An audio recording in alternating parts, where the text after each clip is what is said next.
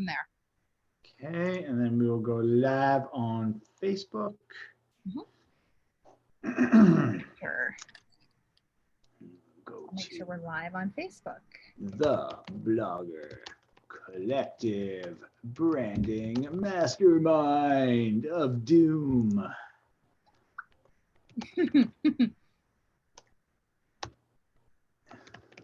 Oh man, Greyhound is shutting down all of its bus services in Canada permanently.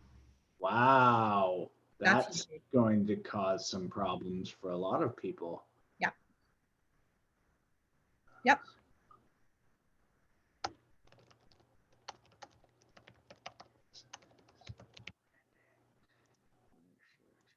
Group, select group. I have many groups. The Blogger Collective Mastermind Community, go live.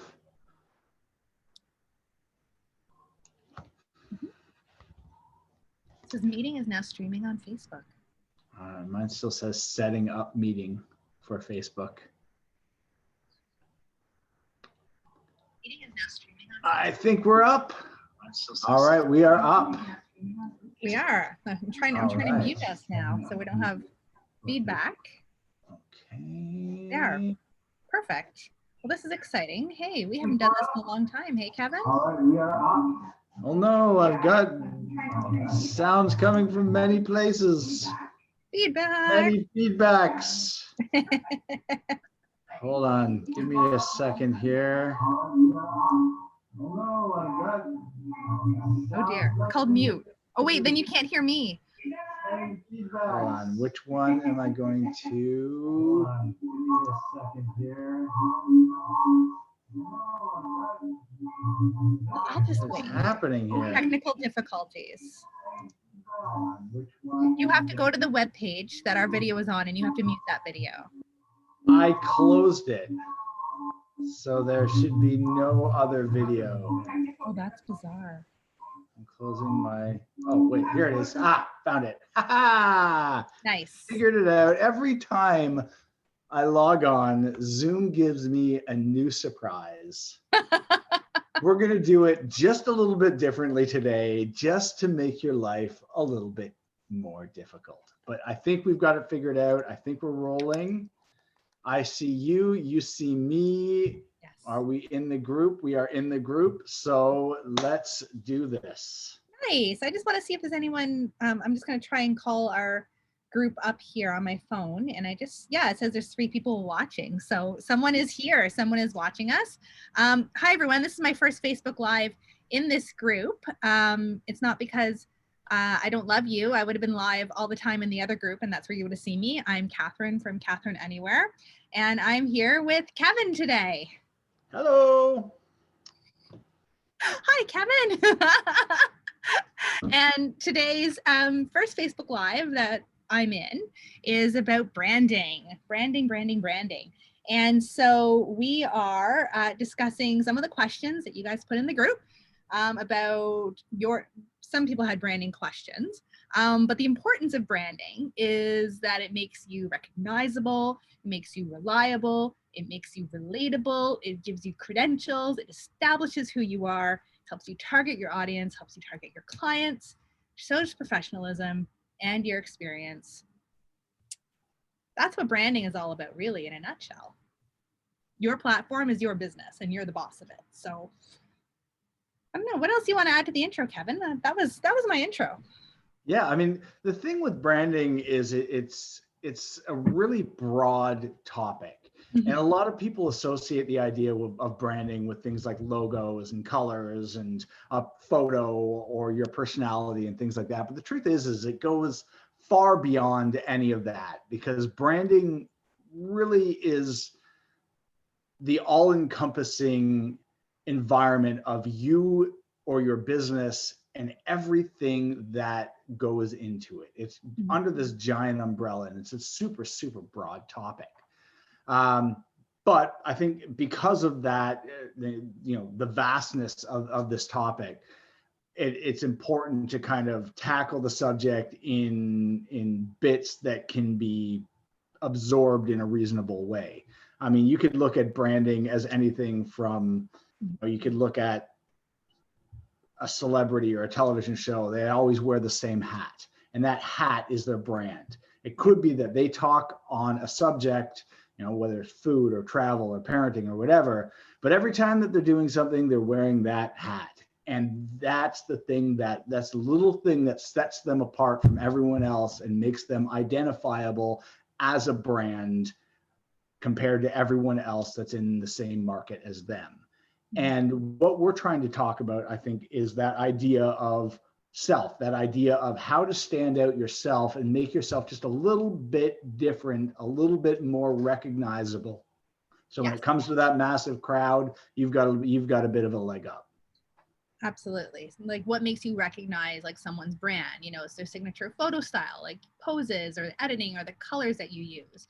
It's your voice, it's your writing style, it's the topics that you cover, whether it be adventure or luxury or budget or solo. It's your, consistency, your quality, your uniqueness, and then how someone else can describe you. What is your brand? Absolutely. And my brand, Chris Mitchell, is not my haircut, which I just gave myself in the bathroom yesterday because everything is still locked down because of COVID. So until June 2nd now, everybody. No longer May 20th. It's now June 2nd here in Ontario. So part of what we are hoping to accomplish today is to tackle some of those questions that people have rolled out from the Monday Ask session, and we did have a couple come in. Obviously, we're open if anyone wants to pipe in and ask something else while we're on the go, and we will do our best to answer that. If we can't answer it now, then we will answer it later. But if it's okay with you, Kat, then maybe we'll roll on to Casey's question and get started there. Yeah, absolutely.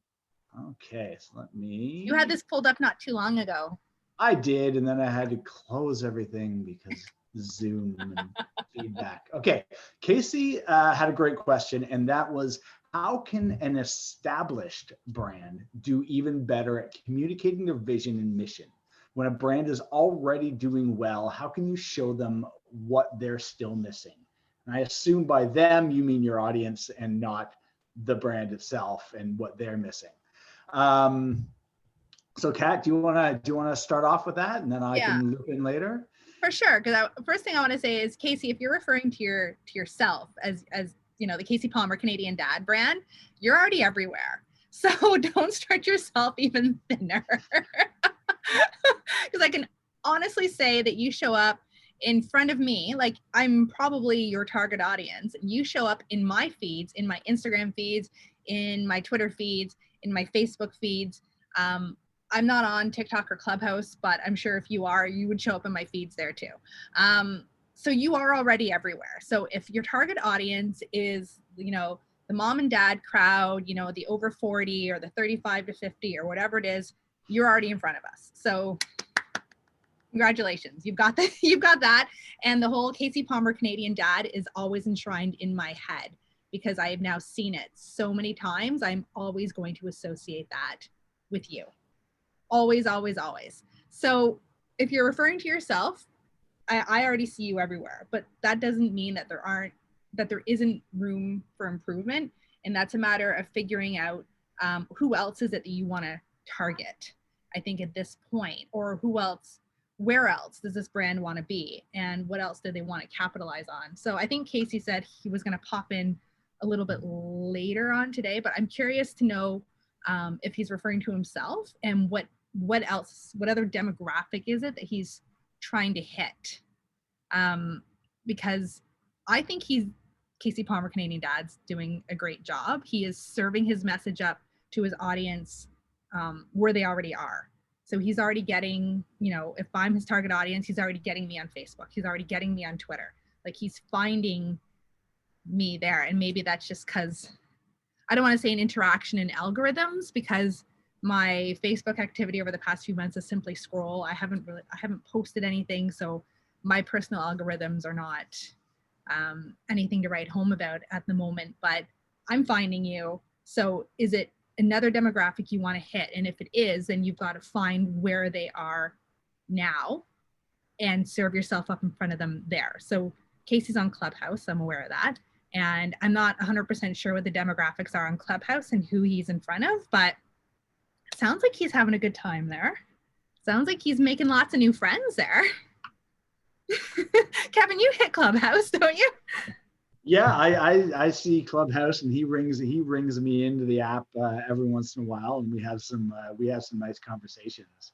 Mm-hmm. But I think one thing that is worth paying attention, one thing that you mentioned, I think that's worth acknowledging or expanding on, is that branding isn't just about where you are; it's owning the spaces that you're in, and you mentioned earlier about spreading yourself too thin, and that's something that's really important to consider. When you go into any space, whether it's a social media platform or your blog or a vlog, or if you're doing, an on-screen personality or something like that, you need to be able to go into that platform with everything you've got. And if you can't tackle it with a little bit of gumption, then it may not be worth going into. There's something to be said about being everywhere, but most of the people I think that are in this group are smaller platforms, people who don't have a team of people supporting them all the time and doing that work behind the scenes that a lot of the bigger brands do that we don't see happening all the time. So knowing your capabilities and knowing how much room that you've got to work with is an important thing to figure out, because if you go into a thing and then you go all in for a week and then you just disappear from it, then people who are in a particular platform, they might start to look for you, and then all of a sudden you're gone. Now, that's not to say that we don't want to test things out. I mean, going into any platform is worthwhile if you want to get your toes wet and see how it is, but make sure that whatever platform you decide is one of those cornerstones to how you're going to build your brand online is something that you can actually put the time in to own. For example, Clubhouse. I know, as Kat mentioned, that you're on Clubhouse all the time. And every time I see it, it's like ding, ding, ding. Oh, Casey's starting a room, or Casey's on a room, or Casey's invited you to chat, and whatever. And that's awesome, because now when I think of Clubhouse, I think of you, and that's a really solid place to be. Now, in terms of reaching your brand, which is, I think, a focus of what your question was, that is a matter that you need to start asking your audience about, because you need to figure out where your audience is. If your audience is on Twitter, that's where you want to spend your energy. If your audience is on Clubhouse, that's where you want to spend your energy. If you're looking to get into new audiences, though, and reach people that you aren't already reaching, that is when it's time to start chatting with a few other people and getting your brand shared by other brands that you are trying to reach. Because we can only reach the audience that we're in front of. Yeah. When you have access to other people, other professionals, and I think that's one of the reasons that, the Blogger Collective and groups like this are fantastic, is that you get the chance to network with other people and then get that reach into those other audiences that you might not otherwise have a chance to get into. And that's a really valuable thing. So if that's what you're trying to do, Case, and you're trying to reach into new audiences, tackle that. Otherwise, it's time to start polling your audience and asking questions on Facebook and Twitter and Clubhouse and finding out where people are spending their time. And that's where you want to be, because in order to get in front of people, you have to be where they are. It's being that cliche saying of being like the big fish in the small pond. You don't want to be like the little fish in the big pond. That's right. That's right. Exactly. Own the pond you're in, right? Damn straight. Make that pond yours. Oh, there's Casey. He's just chiming in.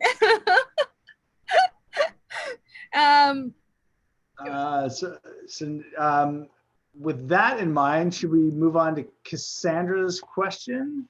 Yes. Yeah, Okay. because this is Cassandra's question actually resonated a lot with me. And this is something that you and I discussed earlier today, Kevin. And it's a matter of like, where do you fit in, and what is it like, you want to see in terms of your coverage? And the reason why this resonated so much with me is like a couple years ago, I felt like I was only pigeonholed in terms of like the family travel realm. And I kept, trying to pitch. And then I was having interactions with, people in the tourism world, like, and I was talking with people in DMOs. And one of the first responses I got from a lot of people is that I was going after, that I wanted to work with, that I thought was a fit for me. They saw me in a different way. And they would say to me, we don't deal a lot in family travel. And I was very confused about why they kept saying this to me, because I thought, well, no, I'm not presenting myself as a family travel blogger. I'm a newly single, woman. And yes, I have kids, but my work wasn't all encompassing of the travels of my family at that time. And what I realized is that, my messaging wasn't the same on my platform and in my social media. And the messaging on my blog was about family travel, like right underneath my, under Kathryn Anywhere. It was about, like motherhood not slowing me down, and family travel and adventure and things like that. And so when I was pitching to do more adventure and solo woman type thing, I was not branding myself appropriately. So to Cass's question about wanting to do, stuff with wine tours with her husband, but the name of her platform has their last name and caravan in it. I'm just going to interrupt you just for a sec, Kat, and I'm just going to read out her question just so everyone who's following along who might not have good idea heard it yet understands exactly what we're talking about. So, what am I rambling on about? So Cassandra asked, she said, she had just done the branding course that we just put out on our e-learning platform. And she said, the branding course brought up a lot of points to consider. I've been going back and forth about changing my domain name for the last 6 months. I'm in family travel and currently use my last name. Carpiac Caravan is the name of our website. But I also write and social post about wineries and child-free trips to wineries that my husband and I frequently do throughout the year. I'm just wondering if this is not niche down enough, but I also think it's healthy to talk about child-free travel too for parents. My blog is barely a year old and wondering if I should make the switch now or just carry on if it is a good or bad thing to discuss child-free trips on a family travel blog. I don't want to be a cupcake baker. I think that's a reference to your statement in the course. But I think that's a good question. So I'll let you continue now. Sorry, Kat. I just thought it was valuable to get that out there. No, it's fair. I probably should have started with her question and then gone into what it was that I was getting into. But I think what's key is finding the balance. So to me, the name of your platform signifies, because you have caravan in it, it signifies something that's on the move. And so because I haven't I don't want to say I'm not familiar with your socials or your platform, because I have gone and looked, but there's nothing in the name or that stuck out at me right off the hump that screams family travel all the time. So I personally think that you're okay to find a balance, or if you truly feel that you want to have a separate outlet that's just winery trips that focuses on wine and focuses on the experiences with your husband, you do have basically an option to create 2 separate platforms if you really wanted to. One could be focused on your adult travels and wine trips only, and the other one could be focused purely on family experiences. But if you feel that's too much for you to take on, then there's a matter of finding the right balance in your family travel blog. And that would be to reference, yes, it's healthy for mom and dad to get away. That's still family oriented. It's not necessarily now couples travel. And it's not a bad thing to highlight the wineries on a family travel blog, but it would also be to pull in the aspects of these wineries that would make it child friendly, so that if your target audience is families and they're reading this post, maybe they would want to know if this is somewhere they could take their kids if they didn't have an option, to leave them behind. Again, it's about balance, truthfully and honestly. And it's something that, I still try to fight for and look for the right balance. And it's a matter of, always sort of looking and seeing what your audience is responding to. When you put a post out, when you put a blog post out, when you put something on social, what are the kind of comments that are coming? Like, what sort of interaction is it that you're getting? What is it your audience is thirsty for? What is it that they are sharing it with? What is it that they're interacting more? And how is it that they are perceiving your platform brand at this point? That's those are solid points, Kat. I'm going to tackle this question from kind of two different angles, because when it comes to naming a brand, and you're very right, now is the time to change it if you decide to do that, because your brand is relatively new and it becomes a lot more challenging to do that later on. But let's think about the reason that you've named your brand Carpiac Caravan. I run a very simple, similar style of site to you.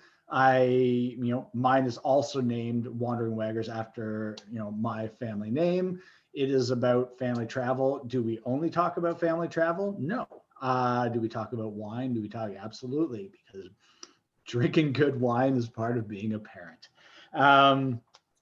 But I think something that's worth noting is that if I was to go back and say, start my blog all over again, would I do it the same way? And the question is, and the answer is, I don't really know. What it comes down to is, why are you building your blog? Is your website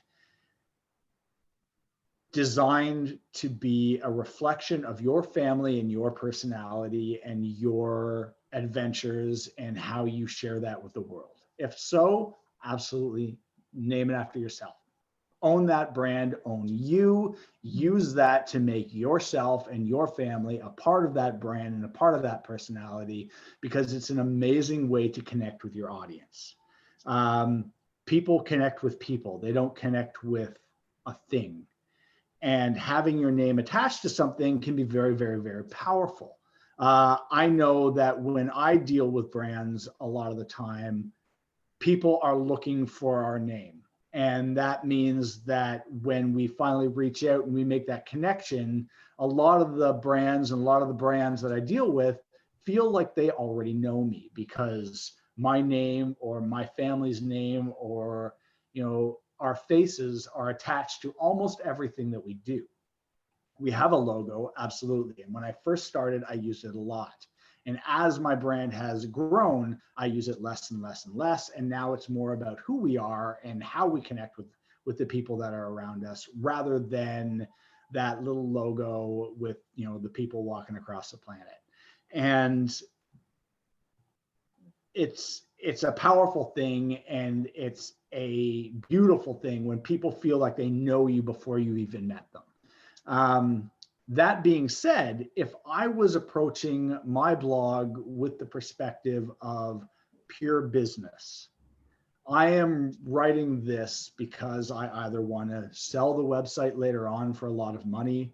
I want to have other people write for me. I want to focus on this purely from an economical standpoint or a business standpoint, where I am working with brands, where I'm selling things for the way that I am and the things that I do, and et cetera, et cetera, et cetera. I might approach this with a brand name and a logo rather than my face as the focus of everything that I do. In fact, I run many other websites that I don't really talk about very much, and none of the other ones are associated with me. Some of them, I don't even use my own name when I'm writing for them. I just use a pseudonym, because I don't really want my own identity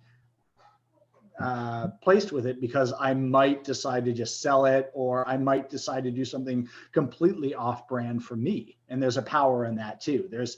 when you do something as yourself, you pigeonhole yourself into this little box that the world or you create for yourself. And it's a difficult mold to break. When you write outside that, then you have kind of the freedom to do whatever you want.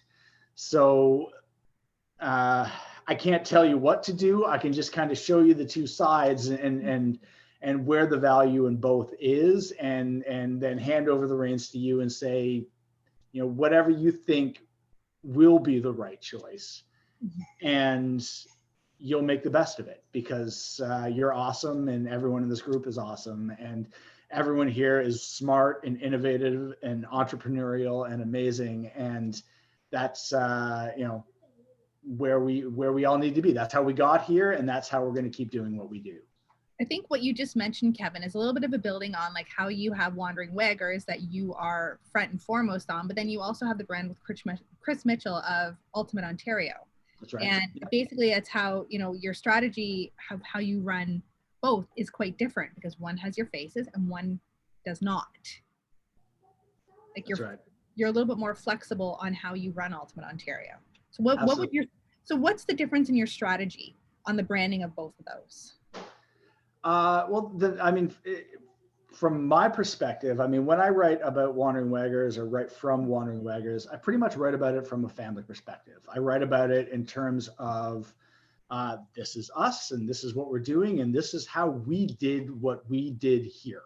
Or this is, when we went to Hawaii, we did it. We travel in a very specific style, and it's not a style that a huge number of families tend to travel in.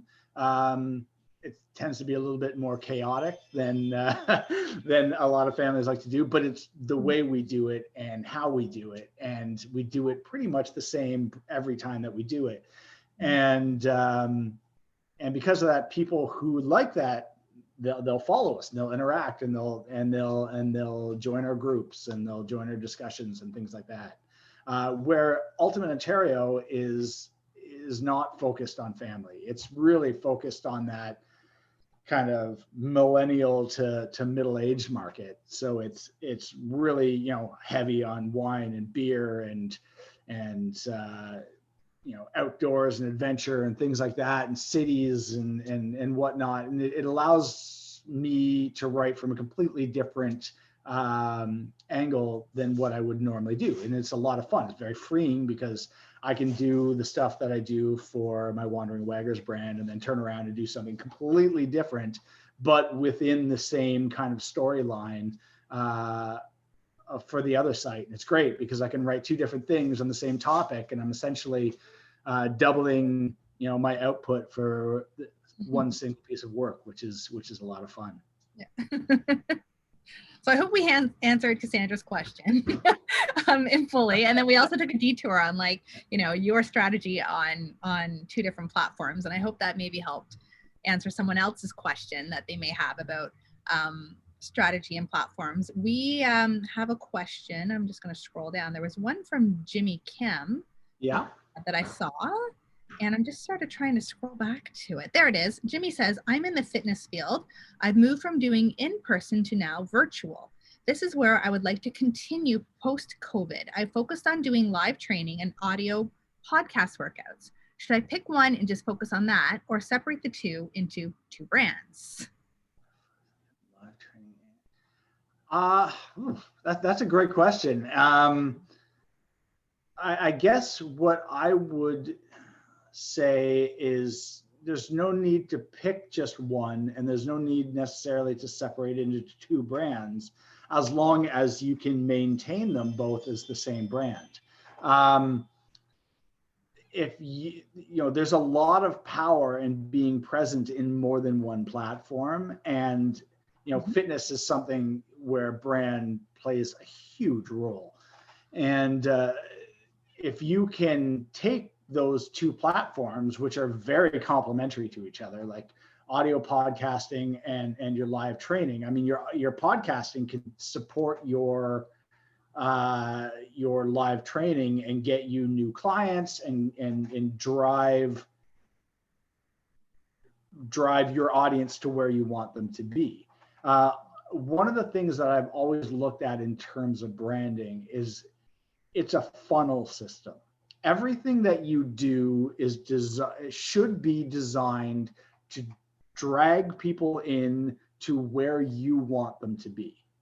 So you go to where your audience is in order to bring them to where you want them. You need to teach them how it is that you want to interact with them, or where to find your stuff so that they can come and get it. And if you look at these two platforms that you have and find a way to funnel them into where you want things to be. So I assume, you're doing, live training. That's probably where the bulk of your income is coming from, based on my understanding of how difficult it is to make an income from podcasting. You use that podcast in order to drive people into the market where they can pay you for a service. It'd be the same thing with a video platform or a blog or whatever. The whole idea is to get people who are interested in fitness to sign up to your platforms and to get their live training from you so that you can earn an income from them. So that would be my suggestion is keep them both, brand them both as your brand, and use them to push that audience to where they're going to make you the most money. Mm-hmm. Absolutely. And it's a matter of like what you feel comfortable with. If you feel like you are putting all of your time and energy into one platform, you're not getting much return out of it, but you're giving minimal attention to your other platform and you're seeing more of a return in it, then you might want to consider changing gears a little bit, or figuring out why you're not getting the return in the platform you're investing all of your time and energy in, and asking the questions and figuring out and reassessing why is that happening. So we also have, I think we had a question from Aaron, if I'm not mistaken. From Aaron, yeah. Aaron said, so Aaron and her business partner recently did a major brand overhaul from their website, their former website, Little Miss Kate, to the Exploring Family, I believe it's called. And that's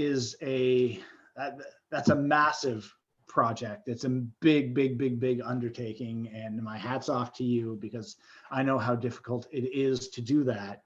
And they're trying to realign all of their socials and blogs to match and things like that. So how to do that, I guess, I assume is what you're asking, or some tips on how to do that. So the nice thing about social media is unlike a blog, a lot of the time you can simply change your username and rebrand your stuff along that, rather than creating all new social channels. Nice thing about doing it that way, is that you don't lose all of your audience, and then you can then use those platforms to drive that content or that audience to the new site and help it build back up. Because obviously, as soon as you rebrand and you change the domain name and things like that, essentially what you do is you kind of have to start from zero and build back up. It's a lot faster to do it this way than it is from starting a brand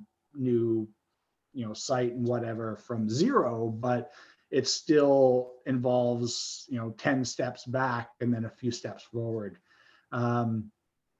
So the first thing I would say is do that. Rebrand all of your social platforms. Talk to your audience about what it is that you're doing. Talk to them about why you did it.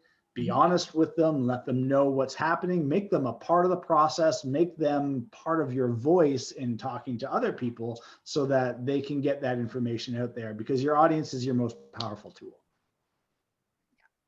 Truly is. And I'm actually happy to see that you guys have rebranded, because I always remember seeing the username of Little Miss Kate, but yet it was Aaron and her family.